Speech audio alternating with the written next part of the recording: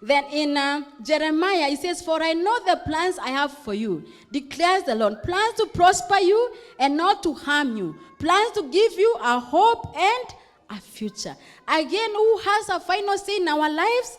It is God who knows the plans He has for each one of us. And allow me to make this statement, especially because KCPE results will soon be out. Form 4 results will soon be out. I pray that none of us Christian will be asking your child to repeat school because of the marks they got. Because my conviction is that God has gifted us differently. And academics does not define your destiny. Our destiny is defined by God. I can get a grain, this grains is in the eyes of men. So I encourage us, please, let's allow our children to compete with themselves. Let's allow our children to compete with only themselves, not even their own brothers. Even those born from the same family, they are unique, they are different. God has a definite destiny for each one of them. Parents, don't try to imagine you have the destiny for your children.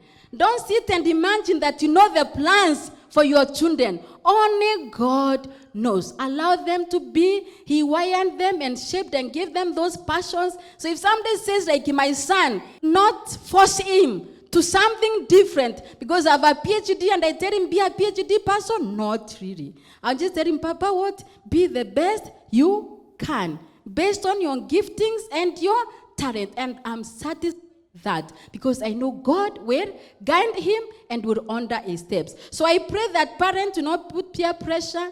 You not force your children to do the in thing, the most marketable program. Marketable according to who? If your child gets A, our system says A goes to do law, goes to do medicine. But who said God created your child for medicine?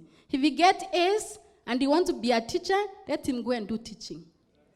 If he gets A's and he wants to do theology, don't disown him. I teach in a theological institutions and I know testimonies of people who have come via penny-free. Parents can afford money, but they have said, as long as you have these A's, you are for medicine. You don't do medicine, I'm not paying fees for theology. So unfortunate if you're a believer, because you shouldn't allow your children to become what God created them to be, not what the world is defining. And that is why I was very happy when they scraped the system of numbering students, competing, number 1, 2, 3. I don't like that competition. And my children are in a school where there's no number 1, 2, 3, because I don't believe in it, because it is based on whose criteria. How do you tell one child is number 1, another is number 40? What if number 40 did their best? And do you know it is possible number 1 not to have done their best?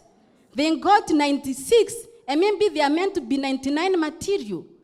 And the one who is being told is the last, he got 50%, and actually he's even a 45. He didn't over and above his ability. So we should be careful in terms of the way we view things so that we don't challenge our children based on the system and consuming everything as is presented to us. We should look at it with the lenses of what the Bible says. Amen?